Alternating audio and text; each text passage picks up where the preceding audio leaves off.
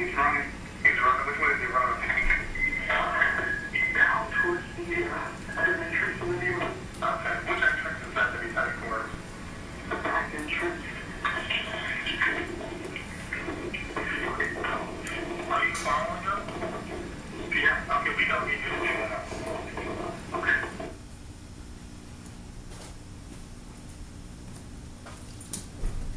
In the video, we take note that Zimmerman did not comment about Trayvon's color by himself. It was until authorities asked about race that Zimmerman commented, "He's black."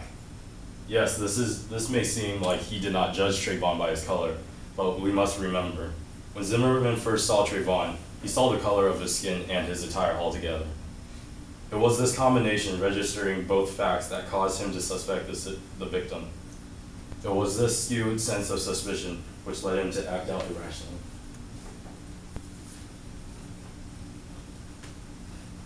Zimmerman's description of Martin fails him. His words echo the prejudice and generalizations that he holds. Appears black, in a hoodie, looks suspicious, and up to no good. Zimmerman's thought process at the time presented that he linked the combination of black men with hoodie as a negative outcome. Never did he register that Trayvon's wearing a hoodie was the result of rain, which occurred that night.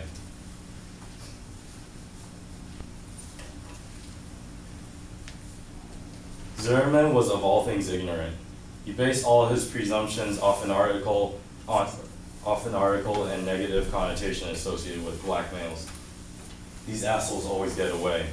The comment that Zimmerman stated while contacting the police shows he had already generalized, labeling Trayvon as one of those, prior to finding proof or evidence to label the boy as a criminal. George Zimmerman, in his ignorance, utilized the negative, somewhat racial stereotypes associated to the hooded sweater and labeled the boy, which led to a tragic spiral of events. Now I'll hand it back to Eva to dissect Zimmerman's thought process during the event. So as Al said, we're not trying to prove that he was racist at all. We're trying to prove that he followed these stereotypes, and since his stereotypes are so strongly based, that it led to faulty reasoning, which led to the death of Trayvon Martin. So the first one is that, back to the heuristics proposed by Kamen and Tversky, is that people rely on heuristics to make social inferences. So Zimmerman he said, "I think it's a black man," so he didn't know for sure, he assumed, which led him to assume he had a hoodie on, which led him to assume that he was African American. So then he eventually told him that he told the police that it was a black man.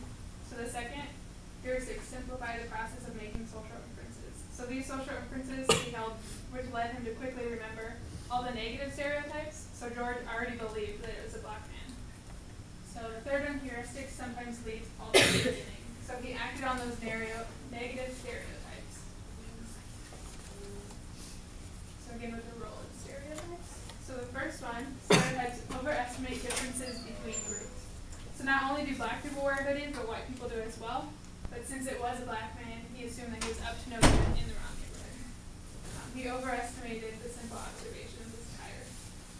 Step 2, stereotypes underestimate differences between individuals with social grouping. So Trayvon was an individual underestimated and stereotyped as a typical black man because he had his hood up, so he was up to no good. The third one is stereotypes distort reality, since the overestimations and underestimations in book 1 and 2 are oversimplifying. So the reality was that it was raining, and a black man was in a hoodie, so he must be doing something wrong. The actual reality of that is it was raining, he's going to put his hood up. The fourth one, stereotypes are usually negative and serve to belittle and discriminate against groups. So he was just, he oversimplified and underestimated the fact that he was just trying to get home, which led to this comment, "These people are always trying to get away," which was discrimination. So this ties into the self-fulfilling prophecy, which again was, if you have such strong, if you have such a strong belief against someone that you're going to treat them this way, and in response they will act the way that you treat them, which would lead to confirming the way that you treat them, which would be you were right in your stereotype, but in reality you were incorrect. So the first one is perceiver holds expectations about another person. So he assumed he was up to no good, and clearly a black man cannot be in this gated community. So the second one is perceiver behaves in ways consistent with the expectations. So he reported the suspicious man, because the black man was in the community. Then he proceeds to follow him. So this is a black man, I need to follow him, he's up to no good. The third one is the targeted person interprets and responds in ways which reciprocate. So Trayvon realized someone was following him, so he ran. So then that clicked for George as, oh, he's running, he must be up to no good. If someone's following you, you know, you're gonna run away. So the fourth one is target person internalizes perceiver's expectations. So because he ran off and he acted in self-defense, that confirmed George Zimmerman's perception that he had something to hide and that he was up to no good, which leads to a self-fulfilling prophecy of perceiver's expectations confirmed and continues to behave in the same way. So the rationalization and acts of self-defense was confirmed, which leads to George Zimmerman shooting Trayvon and feeling justified within his actions. So proof that it was self-fulfilling prophecy. So Martin was on the phone with his girlfriend, which was recorded as well, saying that he was trying to get home and to his stepmother's house. And it was raining and someone was following him. So when the police showed up with Trayvon, they only recovered iced tea, Skittles, and his wallet. So he actually had no weapons on him and there was no intention of harm or wrongdoing. So George Zimmerman created or acted on stereotype inaccuracy, which are when stereotypes are inaccurate at odds with empirical evidence. So the evidence he did not have any weapons on him and that it was raining. So as Al stated, it was later at night when the altercation occurred and it was raining. So any human with or without common sense would utilize their hood on their sweater if it was attached. Thus the stereotype was simply inaccurate against the evidence, being the weather. So stereotypes are powerful cognitive structures. They ignore individual differences when assigning an individual to a stereotypical group and lead to prejudice and discrimination. So in summary, stereotypes play an important role since they ignore differences between the individuals by assuming that all members of the social group share the same characteristics, which leads us to the question, why are stereotypes bad? So, from your own personal experiences, and Eva touched on a lot of the different reasons why stereotypes are bad, but shout out some reasons that you learned or you're aware of. Why are stereotypes so bad? Homogenizes and simplifies people. Yep. Yeah, so basically you make a judgment. Oh, Aaron? Okay. So basically you make a judgment before you get to know a person. So we definitely, as human beings, we always have that, but we need to reevaluate why we're making those judgments.